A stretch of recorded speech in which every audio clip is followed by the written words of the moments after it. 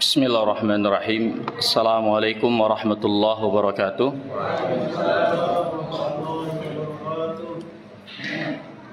Alhamdulillahi rabbil alamin. Wa bihi nasta'in ala umuri dunya waddin. Wassalatu wassalam ala ashrafil anbiya'i wal mursalin, Nabiyyina Muhammadin wa ala alihi wa ashabihi ajma'in. Asyhadu an la ilaha illallah wahdahu la syarika lah wa asyhadu anna Muhammadan abdu wa rasuluhu la nabiyya ba'dah, amma ba'd. Pertama-tama yang saya hormati dan saya muliakan segenap asatidzah di Masjid Al-Huda ini, juga pengurus Dewan Kemakmuran Masjid yang dimuliakan oleh Allah Subhanahu wa taala. Yang saya hormati, yang saya muliakan Ustadz kita, Ustadz Muhammad Barmin dan Ustadz Ayub hafidhahumullah. Pertama-tama, setelah bersyukur kepada Allah Subhanahu wa taala, tidak lupa saya pribadi merasa terhormat dan mengucapkan banyak terima kasih atas kesempatannya untuk bisa berada di majelis yang mulia ini, untuk mengamalkan apa yang menjadi tuntutan persaudaraan kita di dalam Islam, ikatan persaudaraan kita di dalam Islam, dan juga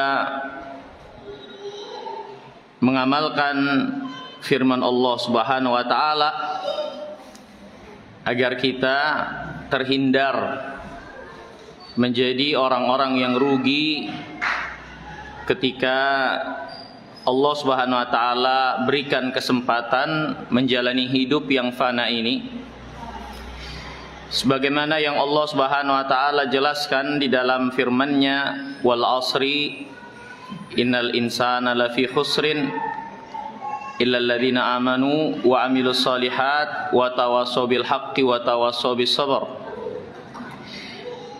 Demi waktu, semua manusia berada dalam kerugian kecuali orang-orang yang beriman, beramal saleh, saling mewasiatkan di dalam kesabaran, di dalam kebenaran, dan di dalam kebenaran.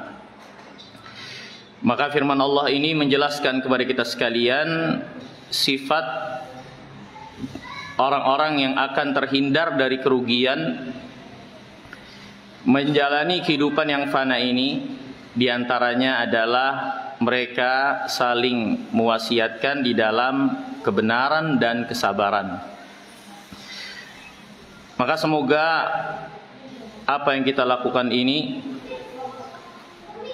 Allah Subhanahu wa taala terima dan jadikan kita sebagai orang-orang yang terhindar dari kerugian, dan semoga Allah Subhanahu wa taala memberkahi kita sekalian.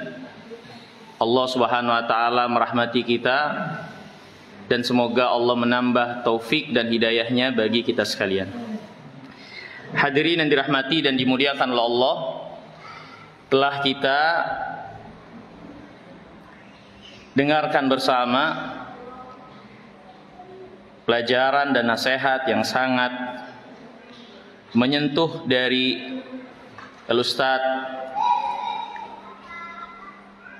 Muhammad Barmin hafizahullah ta'ala.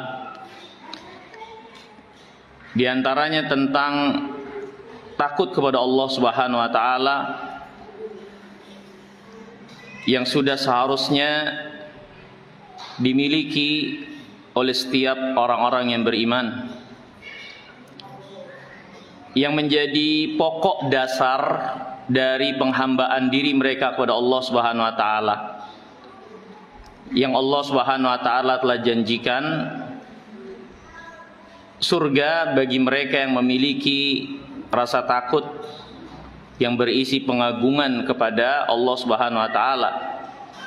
Allah berfirman, "Fa amma man khafa maqama rabbih wa nahan nafsa 'anil hawa fa innal jannata hiyal ma'wa." Adapun orang-orang yang takut akan kebesaran Allah Subhanahu wa taala dan dia menahan dirinya, menahan hawa nafsunya, maka sesungguhnya surga akan menjadi tempat baginya. Maka hadirin yang dirahmati dan dimuliakan Allah, ada suatu perkara yang memiliki hubungan yang sangat erat dengan rasa takut kepada Allah Subhanahu wa taala, yang menjadi buah karena seorang memiliki rasa takut kepada Allah Subhanahu wa taala. Perkara tersebut di dalam agama kita namanya adalah as-sabru, sabar. Sabar ini di antara buah dari apa yang tertancap dalam pada diri seorang mukmin dari rasa takutnya kepada Allah Subhanahu wa taala, sehingga dia berperilaku, berperangai, bisa menguasai dirinya, mengendalikan dirinya untuk tidak melampaui, keluar dari apa yang menjadi batasan-batasan Allah Subhanahu wa taala. Itulah sabar, itulah hakikat dari kesabaran. Itu seorang yang, atau apa yang ada pada diri seseorang dari pengendalian diri untuk terus tetap berada pada apa yang Allah cintai dan ridhai, dan tidak keluar batasan dari batasan-batasan Allah. Itu adalah hakikat dari kesabaran. Maka hadirin yang dirahmati dan dimuliakan Allah, pada kesempatan kali ini untuk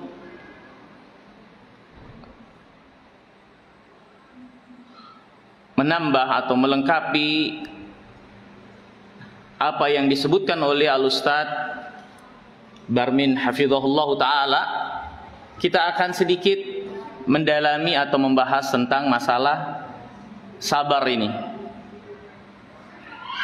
Ada kitab yang sangat menarik menjelaskan tentang sabar ini yang ditulis oleh Al-Imam Ibnu Qayyim rahimahullah, yang berjudul Uddatus Sabirin. Kitab yang sangat menarik yang membahas tentang seluk-beluk kesabaran.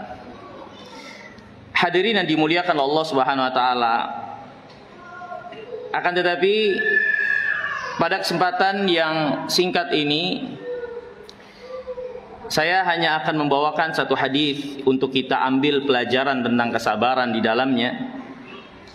Satu hadis untuk kita ambil faedah tentang kesabaran agar menjadi sikap keberagamaan dan sikap karakter kita menjalani hidup.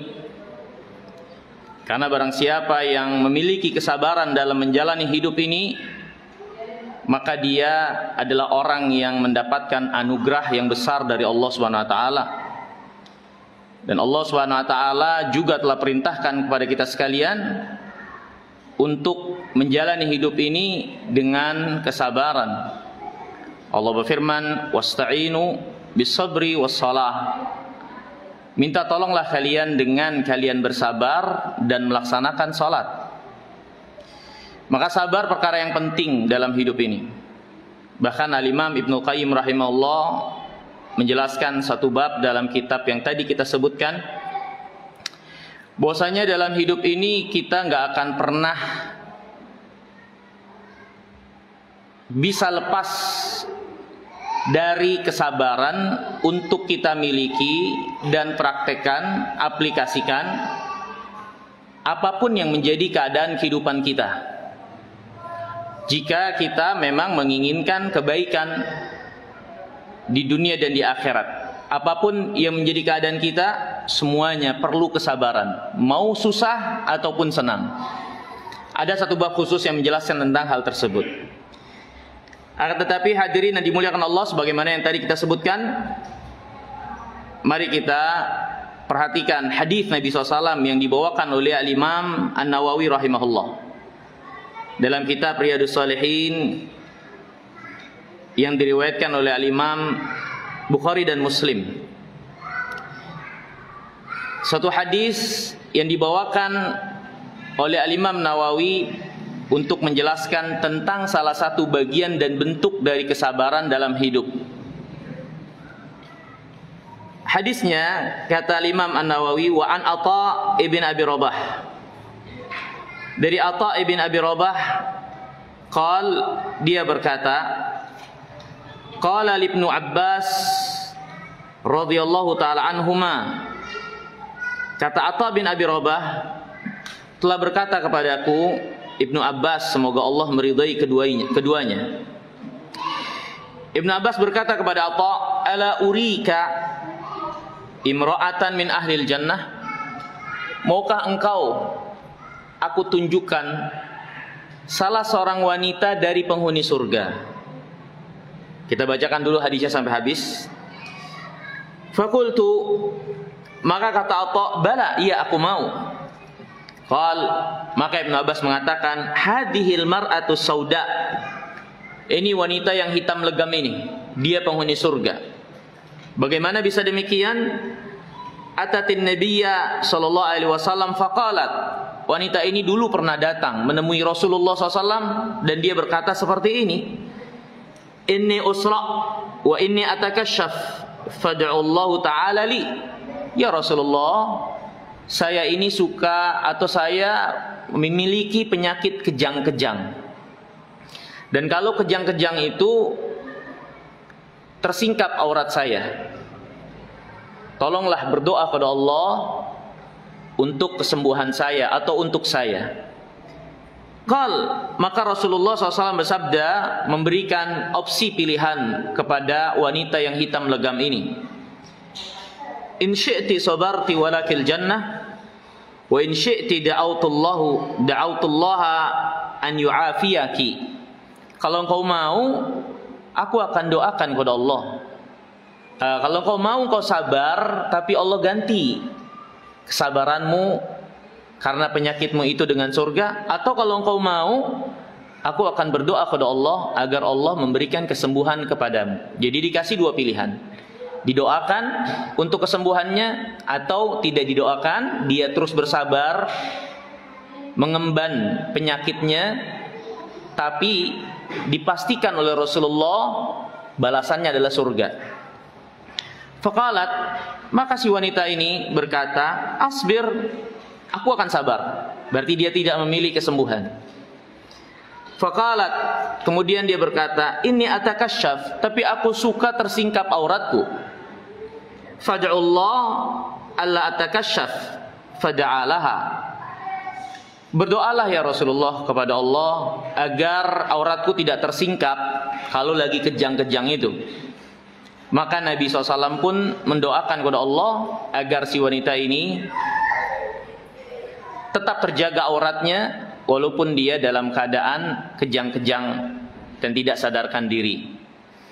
Hadirin yang dimuliakan oleh Allah SWT, hadis ini hadis yang sangat mulia, menjelaskan kepada kita sekalian di antara salah satu bentuk dan bagian dari kesabaran menjalani hidup, khususnya berkait dengan keadaan seorang tertimpa dan mengalami suatu penyakit yang menemani perjalanan hidupnya, yang penyakit itu kiranya tidak kunjung sembuh. Ya, kesabaran dalam mensikapinya memiliki keutamaan yang sangat besar. sebagaimana apa yang didapatkan oleh wanita yang hitam legam ini.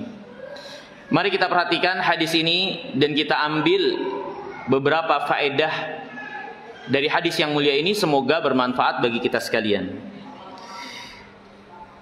Ibnu Abbas berkata kepada Atha, "Maukah kamu aku beritahukan tentang seorang wanita yang menjadi penghuni surga?" Hadirin yang dimuliakan Allah, siapa yang akan menjadi penghuni surga ini termasuk permasalahan gaib. Permasalahan gaib adalah permasalahan yang kita tidak bisa mencapainya dengan panca indera kita. Dan gaib dijelaskan para ulama terbagi menjadi dua, gaib nisbi, gaib mutlak. Gaib nisbi adalah gaib yang diketahui oleh sebagian orang, tidak yang lainnya. Gaib mutlak adalah perkara gaib yang tidak ada yang mengetahuinya kecuali Allah. Ya. Dan siapa yang akan menjadi penghuni surga ini termasuk gaib mutlak. Gak ada yang mengetahuinya, siapa-siapa yang akan menjadi penghuninya kecuali Rabbul Alamin. Oleh sebab itu, gaib mutlak tidak akan mungkin dan tidak boleh dan tidak bisa kita simpulkan kebenarannya kecuali berita tersebut, kabar itu, keterangan kebenarannya, penyingkapannya berdasarkan keterangan dari wahyu, dari Alkitab atau Sunnah. Gaib mutlak, karena dia menjadi suatu perkara gaib yang tidak ada yang mengetahuinya kecuali Allah. Ya, seperti kapan terjadi hari kiamat, ya, kemudian siapa yang akan menjadi penghuni surga, ya, ini gaib mutlak. Ajal seseorang, ini gaib mutlak. Maka perkara-perkara yang gaib yang mutlak, yang perbendaharaan ilmunya menjadi kekhususan bagi Allah, tidak boleh kita simpulkan dan menjelaskan keterangan tentangnya kecuali datang keterangan dari wahyu Alkitab atau sunnah Nabi SAW yang sahihah. Yang kedua, ada gaib nisbi. Gaib nisbi itu diketahui sebagian, tidak yang lain.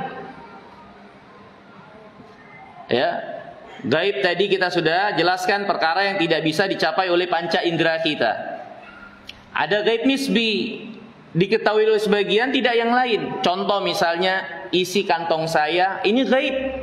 Buat jamaah sekalian, buat saya tidak gaib. Saya tahu apa yang saya letakkan di dalam kantong saya.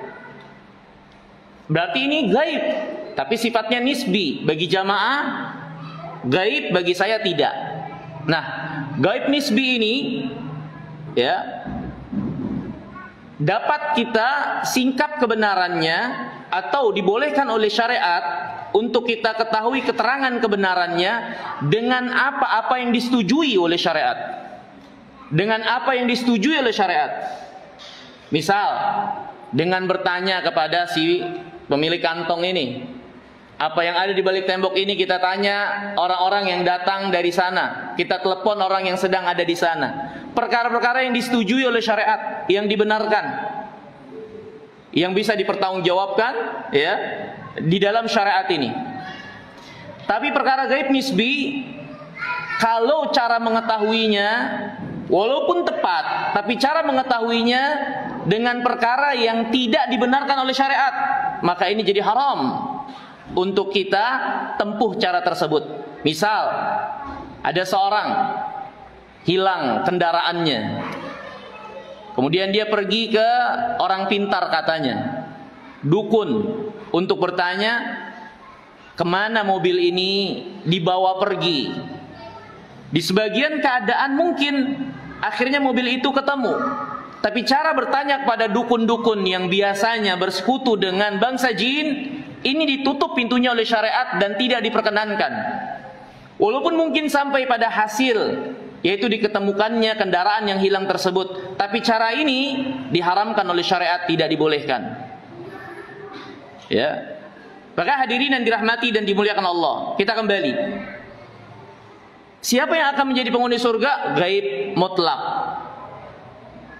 Ya, maka tidak boleh kita tetapkan siapapun menjadi penghuni surga kecuali ada keterangannya dari wahyu. dan yang ada keterangan dari wahyu yang menjadi penghuni surga terbagi menjadi dua. Yang ada keterangan dari wahyu yang menjadi penghuni surga terbagi lagi menjadi dua. Ada keterangan yang datang tentang personalnya.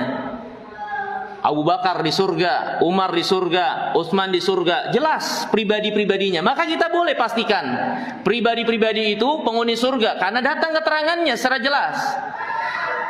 Ada yang datang keterangan dari penghuni surga itu, keterangannya berupa sifat. Orang-orang yang bertakwa di dalam surga, orang-orang yang beriman, orang-orang yang diampuni oleh Allah Subhanahu wa taala. Ya. Yang keterangannya berupa sifat. Maka kalau yang berupa sifat ini kita tidak boleh pastikan orang-orang tertentunya, tapi kalau ada orang yang menepati sifat tersebut, kita harapkan iya, kita doakan iya. Nah, ini hadirin yang dirahmati dan dimuliakan Allah. Jadi Ibnu Abbas menjelaskan kepada Atha bin Abi Rabah, maukah kamu aku beritahukan tentang seorang wanita yang menjadi penghuni surga? Maka pastinya itu keterangan yang datang dari wahyu, dari Alkitab atau sunnah Nabi SAW yang sahihah. Dan memang siapa yang akan menjadi penghuni surga dapat kita ketahui keterangannya dengan dua jalan tadi, sifatnya, dengan cara personal yang bisa kita pastikan secara khusus. Ada yang tidak bisa kita pastikan, ya, karena keterangannya hanya berupa sifat. Orang-orang yang datang setelah orang-orang yang telah dijelaskan menjadi penghuni surga, maka tidak bisa kita pastikan secara khusus mereka menjadi penghuni surga. Seperti saya, jamaah sekalian, atau orang yang paling soleh sekalipun, yang kita saksikan di hadapan mata kita kebaikannya, selama nggak ada keterangan dia dipastikan oleh Alkitab dan Sunnah sebagai penghuni surga, kita nggak bisa memutuskan bahwasanya dia benar-benar menjadi penghuni surga. Kita doakan iya, kita harapkan iya. Ini hadirin yang dimuliakan Allah SWT, perlu kita ketahui agar kita tidak salah dalam mensikapi apa yang ada di hadapan kita dari kebaikan-kebaikan manusia yang ada di hadapan kita, ya. Ini hadirin yang dimuliakan oleh Allah Subhanahu wa taala. Kemudian kata Atha, "Bala, iya aku mau." Nah, tentunya antusias Atha bin Abi Rabah untuk mengetahui wanita penghuni surga yang dikatakan oleh Ibnu Abbas ini untuk diambil teladan, untuk diambil pelajaran, agar kita mengikuti jejaknya, agar kita mengetahui apa yang dia amalkan, apa yang menjadi sifatnya untuk kita teladani, sehingga diharapkan dengan meneladaninya kita pun ikut menjadi penghuni surga dari orang yang dipastikan oleh Rasulullah SAW tersebut.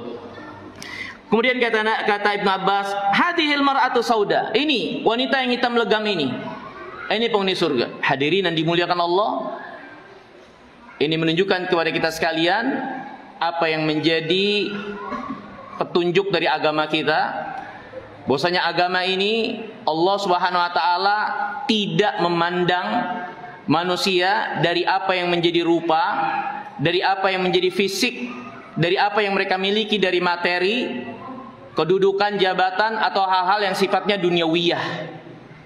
Lihat bagaimana akhirnya wanita yang hitam legam inilah justru dipastikan menjadi penghuni surga. Ya. Maka hadirin yang dimuliakan Allah, bagi orang-orang yang mungkin merasa memiliki kekurangan dalam fisiknya, dia nggak usah berkecil hati. Allah tidak menilai dia dari kekurangan fisiknya. Bagi orang-orang yang memiliki kekurangan mungkin dalam materinya, nggak perlu berkecil hati. Kekurangan materi yang ada padanya bukan menjadi alasan dan bukan menjadi bukti kalau Allah menghinakan dia. Ya, dan ini perlu kita sebutkan karena di antara apa yang Allah ingatkan, banyak penilaian manusia menilai mulia dan hinanya seseorang adalah dengan apa yang ada pada materi dan hal-hal keduniawiyahan yang mereka miliki. Allah Subhanahu wa taala berfirman, "Fa ammal insanu idza mabtalahu rabbuhu fa akramahu wa na'amahu fa yaqulu rabbi akramani." Adapun manusia, kalau Allah Subhanahu wa taala uji mereka dengan diluaskan rezekinya, Ya, Allah SWT luaskan materinya. Maka mereka menyimpulkan dan mengatakan Allah memuliakan saya. Wa amma idza mabtala faqadara alaihi rizqahu fayaqulu rabbi ahanani. Adapun kalau Allah uji dengan sempitkan apa yang dia miliki dari materi dunia, maka dia menyimpulkan Allah menghinakan saya. Kalla, sekali-kali tidak. Bukan demikian. Materi yang ada pada seseorang, apa yang ada pada seseorang dari bagian duniawiyah, tidak dan bukan menjadi timbangan mulia atau hinanya orang tersebut di sisi Allah. Nabi yang mulia alaihi wasallam bersabda, "Innallaha la yanzuru ila suwarikum wala ila ajsamikum wala ila amwalikum walakin yanzuru ila qulubikum wa a'malikum." Allah tidak melihat kalian dari rupa, dari tubuh kalian, dari harta kalian, tapi Allah SWT menilai kalian dari apa yang ada pada hati kalian dan amal kalian. Maka ini hadirin yang dimuliakan Allah SWT. Jangan khawatir ya, bagi orang-orang yang mungkin merasa kekurangan dari bagian duniawiyahnya. Entah kekurangan itu pada fisiknya, kekurangan itu pada hartanya, kekurangan itu pada kedudukannya, kekurangan itu pada pandangan manusia terhadap dirinya, maka itu tidak menjadi timbangan, pandangan dan penilaian Allah pada dirinya. Lihat wanita yang hitam legam ini, akhirnya dia dipastikan melalui lisan Nabi kita yang mulia alaihi wasallam menjadi seorang penghuni surga seperti yang dipahami oleh Ibnu Abbas radhiyallahu taala anhuma. Kemudian hadirin yang dirahmati dan dimuliakan Allah, faqalat, wanita ini pernah datang kepada Nabi SAW dan dia berkata, "Ini usra, ya Rasulullah, saya mengalami suatu penyakit kejang-kejang." Dan para ulama mengatakan, di antaranya Syekh Shalih Utsaimin rahimahullah, kejang-kejang ini ada dua. Pertama, kejang-kejang yang dia adalah penyakit medis, ya. Yang kedua, yang non medis. Non medis ini karena gangguan jin, ya. Nah, wanita ini nampaknya kejang-kejang non medis, ya, kejang-kejang non medis. Jadi hadirin yang dimuliakan Allah, apa yang menimpa kita dari penyakit sebabnya dua, entah medis atau non medis, entah medis atau non medis, apapun itu. Ya, medis artinya dia bisa diteliti, dibuktikan secara ilmiah, ilmuwan yang bisa dipertanggungjawabkan dan dibenarkan oleh syariat. Atau non medis yang tidak bisa diselidiki secara khusus oleh hal-hal yang sifatnya ilmiah seperti itu, seperti kesurupan, ya, bangsa jin, ya. Dan ini termasuk bagian dari sebab seorang akhirnya mendapatkan penyakit, ya. Nah hadirin yang dimuliakan Allah SWT, menarik buat kita sekalian. Si wanita ini berkata, "Ya Rasulullah, aku terkena penyakit kejang-kejang ini." Kita tahu, perhatikan di sini, si wanita ini ternyata adalah wanita yang beriman. Si wanita ini wanita yang sangat tulus menjaga kemuliaan diri dan auratnya. Ternyata dia mengalami apa yang dia alami dari kejang-kejang karena gangguan jin. Ya, maka hadirin yang dimuliakan Allah, teruslah kita bersandar pada Allah, teruslah kita meminta perlindungan kepada Allah dari gangguan syaitan, teruslah kita merutini apa yang diajarkan oleh Rasulullah dari zikir pagi dan petang. Jangan merasa aman dengan apa yang ada pada kita dari kebaikan, dari salat atau yang lainnya, sehingga dengan itu bisa kita pastikan kita telah aman dari gangguan jin. Terus minta perlindungan kepada Allah. Lihat wanita ini, bukankah dia wanita beriman? Bukankah dia adalah wanita terhormat yang menjaga kehormatan dirinya? Nggak ada jaminan kecuali orang-orang yang dilindungi oleh Allah Subhanahu wa taala. Ya. Lihat wanita ini kejang-kejang seperti ayan itu, ya. Kemudian si wanita ini mengatakan, "Wa inni atakasyaf," dan aku suka tersingkap auratku. Lihatlah bagaimana wanita ini yang menjadi contoh teladan bagi para wanita yang lainnya. Apalagi yang merasa memiliki paras yang bagus, paras yang cantik. Lihatlah bagaimana wanita yang hitam legam ini, yang mungkin kalaupun tersingkap auratnya, sedikit orang yang akan tertarik untuk melihatnya, atau terpancing syahwatnya. Akan tetapi permasalahan ini bukan berkait dia menjadi orang yang membuat orang lain terpancing syahwatnya atau bukan. Tapi ini adalah terkait apa yang menjadi penghambaan diri kepada Allah, yang memerintahkan untuk menjaga aurat, yang memerintahkan untuk menjaga kehormatan. Maka ini hadirin yang dimuliakan Allah, di antara pokok dasar yang harus kita tanamkan dalam keberagamaan, bahwasanya keberagamaan ini urusan antara kita dengan Rabbul Alamin, pertanggungjawaban kita dengan Rabbul Alamin. Entah memiliki efek kepada orang-orang yang lain yang ada di sekitar kita, atau tidak memiliki efeknya. Tapi kalau itu adalah ketaatan, ya harus kita taat. Kalau itu adalah apa yang menjadi perintah, kita taat. Kalau itu ada apa yang menjadi larangan, ya kita tinggalkan. Karena kita hamba bagi Allah SWT. Entah ada yang menyukai kita atau tidak menyukai kita, tertarik kepada kita atau tidak tertarik kepada kita, mendukung kita atau tidak mendukung kita. Ini adalah urusan antara kita dengan Allah, tanggung jawab kita dengan Allah. Apa yang Allah syariatkan, yang Allah bebani kepada kita. Ya, Imam Ibnu Katsir rahimahullah membawakan satu kisah orang Yahudi yang pernah datang kepada Rasulullah SAW melemparkan syubhat. Ya, mereka mengatakan, ya, ini kalian umat Muhammad, umat Islam, mengharamkan bangkai, padahal Allah kan yang mematikan bangkai tersebut. Tapi kalian menghalalkan apa yang kalian matikan dengan tangan kalian, kalian sembelih. Kenapa bangkai kalian haramkan? Padahal tidaklah bangkai mati itu kecuali Allah yang mematikan. Tapi yang kalian matikan dengan tangan kalian, kok malah kalian makan?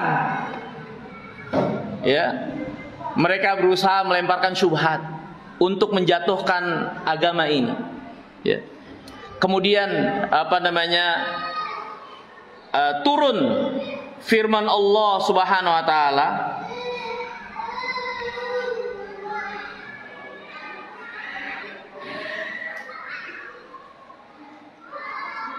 Di dalam surah Al-An'am, ya, kata Allah SWT, wa inna syayatin, sesungguhnya syaitan-syaitan itu, ini syaitan-syaitan dari bangsa manusia yang suka melemparkan syubhat, la yuhuna ila awliyaihim liyujadilukum.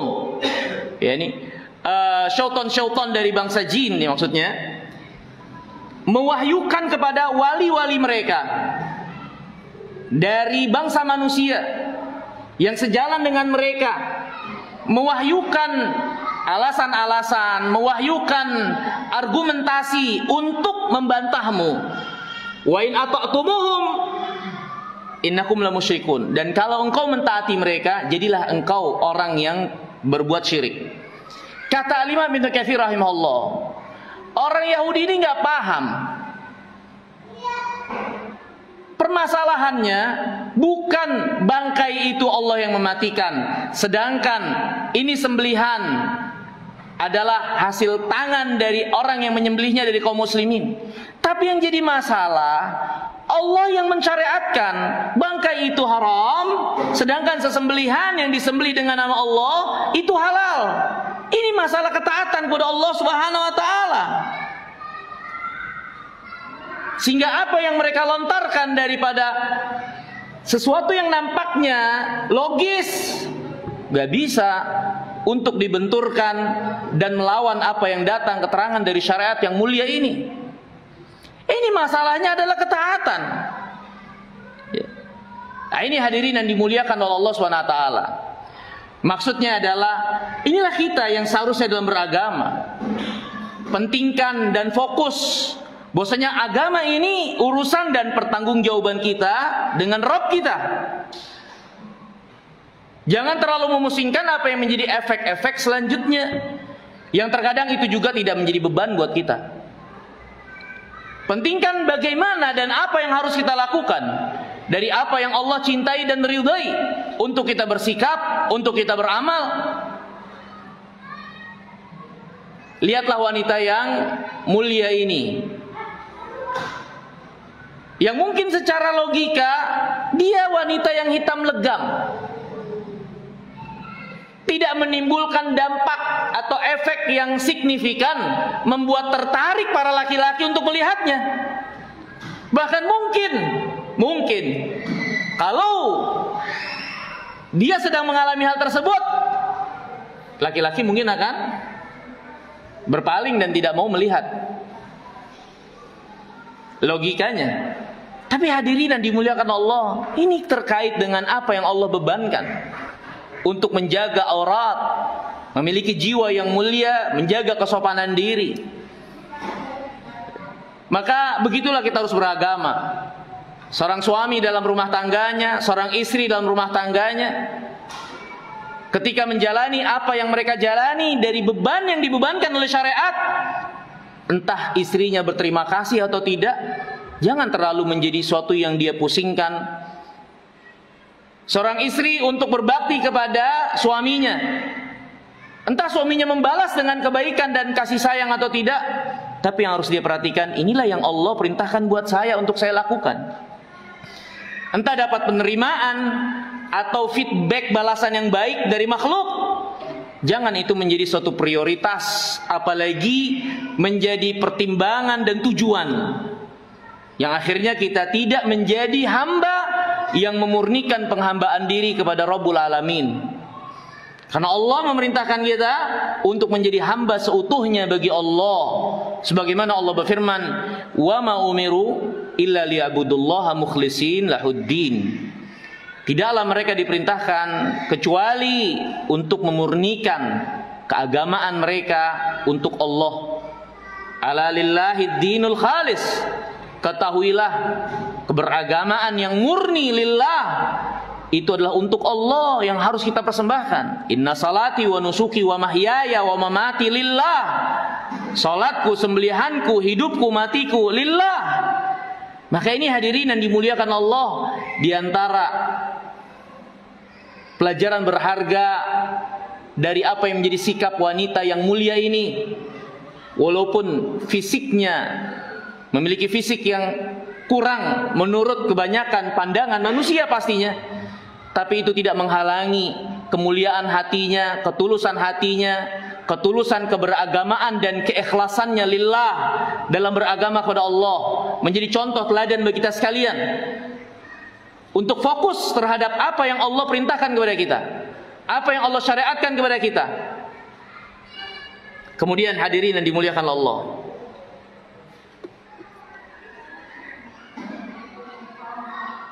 wanita ini mengatakan, "Fad'ullaha ta'ala li." Berdoalah kepada Allah untukku. Berdoalah kepada Allah SWT untukku. Hadirin yang dimuliakan Allah, perhatikan. Ini berarti sesuatu yang dikenal, dipahami oleh para sahabat Nabi SAW. Bahwasanya sebab seorang untuk kesembuhan, atau bahkan sebab-sebab seorang yang akan menyampaikan kepada apa yang menjadi keinginannya, diklasifikasikan oleh para ulama ada dua. Pertama, sebab yang hissi. Yang kedua, sebab maknawi. Sebab hissi adalah sebab-sebab yang material, yang berkesesuaian dengan bimbingan syariat, yang tidak bertolak belakang dengan akal sehat. Ini sebab hissi. Seorang sakit, dia minum obat, pergi ke dokter, ya, dan seterusnya dari pengobatan-pengobatan yang ma'ruf, yang dibenarkan oleh syariat. Yang kedua, ada sebab yang sifatnya maknawi. Dia menjadi sebab juga yang akan membawa seseorang kepada hasil dari Allah. Di antara sebab maknawi contohnya doa. Doa. Di antara contohnya tawakal. Allah berfirman, "Wa man yatawakkal 'alallah fa huwa hasbuh." Di antara contohnya lagi takwa. Takwa kepada Allah SWT. Wa man yattaqillah yaj'al lahu makhrajan. Yang bertakwa kepada Allah, Allah akan berikan jalan keluar baginya. Maka sebab yang akan menyampaikan kita kepada hasil, mengeluarkan kita dari kesulitan, ada dua. Ada yang hissi, ada yang maknawi. Nah, yang ingin kita sebutkan dan ambil pelajaran, kita ini terkadang terlalu menghadapkan pandangan kita kepada sebab-sebab yang sifatnya hissi dan lupa akan sebab maknawi. Ya. Padahal sebab maknawi bisa jadi, bahkan karena keterangan yang jelas dari Alkitab dan Sunnah, justru lebih mendominasi dan menjadi sebab besar untuk kita sampai kepada apa yang menjadi tujuan, untuk kita keluar dari kesulitan. Benar, sebab hissi tidak kita tinggalkan, tapi jangan pernah lupa sebab maknawi untuk kita laksanakan dan kuatkan. Bahkan sebab maknawi itu harus menjadi pokok dasar dan harus kita dahulukan semestinya sebelum sebab-sebab hissi. Bahkan ketika sebab maknawi yang wajib untuk kita tempuh tidak ada, sebab hissi yang dilakukan bisa berbuah kesyirikan kepada Rabbul Alamin. Seperti Qarun yang menisbatkan kenikmatannya kepada ilmunya, kepada kemampuannya. Innama utituhu ala ilmin indi. Saya dapat ini karena ilmu yang ada pada saya, yang saya kuasai. Apa yang didapatkan oleh Qarun? Allah binasakan. Allah binasakan.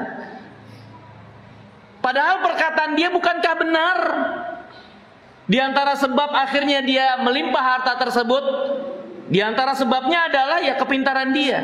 Tapi dia lupa sebab maknawi dari penyerahan diri kepada Allah, keimanan bahwasanya itu semua datang dari Rabbul Alamin, tawakal dia kepada Allah SWT, bertakwa kepada Allah untuk mensikapi apa yang dia dapatkan tersebut. Maka ini hadirin yang dimuliakan Allah SWT. Termasuk diantaranya untuk kesembuhan dari penyakit. Syekhul Islam Ibnu Taimiyah rahimahullah pernah menjelaskan, banyak orang sembuh dari penyakit, tidak ada satu obat yang dia minum, tapi karena ketawakalannya kepada Allah, takwanya, doanya, mentalitas dirinya yang dia kuatkan, justru itu membangun kepercayaan diri dan kekuatan mental, sehingga akhirnya penyakitnya sembuh. Dan banyak dan gak sedikit orang yang seperti itu. Al-Quran, bukankah itu sebab juga yang Allah katakan syifa sebagai obat, yang kadang kita lupa. Ketika kita sakit, kita lebih mengingat dokter dan obat-obatan. Apakah pernah kita mengingat Al-Quran yang telah Allah sebutkan sebagai obat? Dan obat di sini maksudnya kata para ulama, obat fisik dan juga obat hati. Bukankah Nabi yang mulia alaihissalam juga mengajarkan kita untuk membaca Quran terhadap penyakit yang diderita? Maka hadirin yang dimuliakan Allah, ya, sebab maknawi itu besar, jangan lupakan, bahkan harus kuatkan, bahkan sebagiannya menjadi suatu kewajiban, nggak boleh kita tinggalkan. Dari al-iman, takwa, tawakal dan seterusnya. Doa. Lihat wanita ini, dia sakit, dia datang kepada Nabi SAW agar Nabi SAW mendoakan hilangnya penyakit atau sembuhnya dia dari penyakit tersebut. Kemudian hadirin yang dimuliakan Allah, Nabi SAW akhirnya memberikan dua opsi kepada wanita ini. Kalau kamu mau sabar, bagimu surga. Kalau kamu mau juga, aku akan doa kepada Allah agar Allah menyembuhkanmu. Maka wanita ini memilih sabar. Ini dalil kata para ulama bahwasanya yang namanya penyakit nggak harus sembuh. Sembuh itu bukan tanggungan kita. Sembuh itu dari Allah. tanggungan Allah Subhanahu wa taala. Tanggungan kita adalah sabar, itu yang wajib, dan menjalankan sebab-sebab yang akan mendatangkan kesembuhan dari Allah dengan sebab yang dibenarkan, baik sebab hissi atau ma'nawi terutama. Jadi bagi orang yang sakit, jangan membebani dan menambahkan beban hidupnya, merasa bahwasanya dia itu harus sembuh, kesembuhan itu menjadi bebannya. Jangan, dia akan semakin sakit, dia akan semakin berat memikul sakitnya itu. Bahkan gak sedikit sebagian masyarakat kita, karena alasan sakit yang diderita dan tidak sanggup, akhirnya menghalalkan segala cara, mendatangi para dukun, kemudian yang dikatakan orang pintar, atau orang-orang yang pengobatannya itu jelas-jelas adalah pengobatan sihir, atau yang berkaitan dengan sihir, dengan alasan nggak sabar atau ingin kesembuhan. Dan banyak yang seperti itu. Andai saja seorang itu tahu kalau kesembuhan bukan menjadi tanggungannya, maka insya Allah ini akan lebih melapangkan hatinya dan lebih mendewasakan dia. Apalagi kalau dia tahu hikmah, balasan, dan perlakuan yang Allah akan berikan kepadanya dengan kesabarannya, dengan ketawakalannya, dan terus dia tunduk pada Rabbul Alamin. Karena Allah SWT di antara hikmah yang Allah inginkan dari seorang hamba dengan musibah yang menimpanya, Allah ingin hamba tersebut menunjukkan penghambaan dirinya dalam keadaan tertimpa musibah tersebut. Karena kita, apapun yang menjadi keadaan kita, mau senang mau susah, harus terus tetap menampakkan, menunjukkan penghambaan diri kita kepada Rabbul Alamin. Maka hadirin yang dirahmati dan dimuliakan Allah, ternyata wanita ini dia memilih sabar. Ternyata wanita ini dia memilih sabar. Dan si wanita ini mengatakan, akan tetapi aku ini suka tersingkap. Berdoalah kepada Allah agar aku tidak tersingkap auratku. Maka Nabi SAW pun mendoakan sehingga akhirnya wanita ini tidak tersingkap auratnya ketika dia mengalami kejang-kejang itu. Hadirin yang dirahmati dan dimuliakan Allah, pelajaran besar dari apa yang menjadi maksud dan tujuan kita di kesempatan malam hari yang mulia ini, dari kisah yang dibawakan oleh Imam Nawawi, penjelasan Ibnu Abbas tentang seorang wanita penghuni surga, dari kejadian yang dialami bersama Nabi SAW, memberikan pelajaran buat kita sekalian, wabil khusus di saat-saat seperti apa yang kita alami seperti ini, kesulitan atau ada penyakit yang sedang menerpa dan seterusnya, maka sabar adalah sebaik-baik bekal untuk kita terus bertahan, mengharap ganjaran dari Allah. Dan pastinya keadaan yang menimpa ini kita yakini bukanlah suatu keburukan buat orang beriman. Allah SWT tidak akan menyia-nyiakan orang beriman. Allah SWT tidak akan menghinakan orang-orang yang sabar. Ini harus kita yakini dengan penuh berbaik sangka kepada Allah SWT. Bahwasanya Allah tidak akan menyamakan perlakuannya kepada orang beriman dengan perlakuannya kepada orang kafirin, walaupun yang menimpa sama. Makanya Nabi SAW mengatakan urusan orang beriman itu menakjubkan semuanya, mau susahnya mau senangnya menakjubkan. Dan itu karena apa yang ada pada orang beriman, dari sikap, perilaku, perangai, keimanan yang ada pada mereka, mensikapi segala apa yang menjadi keadaan mereka. Maka hadirin yang dimuliakan Allah SWT, untuk keadaan kita seperti saat ini, teruslah menguatkan kesabaran. Wabil khusus mereka yang mungkin sedang dalam keadaan sakit, terus sabar, kuatkan mentalitas mereka, tenangkan mereka, katakan kepada mereka kesembuhan milik Allah Subhanahu wa taala. Sabar, bahwasanya dengan kesabaran ini gantinya adalah surga. Sebagaimana yang Nabi SAW pastikan bagi wanita tersebut, dia sabar tidak sembuh penyakitnya, Allah ganti surga dan dia memilih sabar, berarti dia nggak sembuh sampai akhir hayatnya. Ya. Maka jangan pusingkan kesembuhan, tapi pusingkan apa yang Allah inginkan dari sikap dan perilaku penghambaan diri dia di keadaan sakitnya tersebut. Dengan itulah dia akan menjadi orang yang berbahagia dengan sakit yang dia derita. Apalagi Allah berfirman dalam hadis qudsi, ya ibadi tafarraq li ibadati amla sadraka ginan wa asudda faqrak. Wahai hamba-hambaku, fokuslah, bersungguh-sungguh mencurahkan apa yang kita miliki untuk beribadah kepada Allah. Maka Allah SWT akan memberikan kecukupan di dalam hati, dan Allah akan menutupi segala kekurangan-kekurangan. Maka hadirin yang dimuliakan Allah SWT, buah dari rasa takut kepada Allah Subhanahu wa taala adalah kesabaran yang harusnya dimiliki oleh seseorang. Kesabaran terutama untuk apa yang menimpa dia dari hal-hal yang tidak dia sukai. Jangan menunjukkan kebencian, jangan menunjukkan ketidaksukaan, jangan menunjukkan penolakan terhadap apa yang Allah tetapkan pada dirinya. Itu tidak sejalan dengan pengagungan dan rasa takut kepada Allah. Seorang hamba yang memiliki rasa takut kepada Allah SWT seharusnya dia sabar, dia terima karena rasa takutnya kepada Allah, karena dia tahu tidaklah Allah menetapkan untuk dirinya kecuali apa-apa yang kembali kepadanya dengan segala puja dan puji.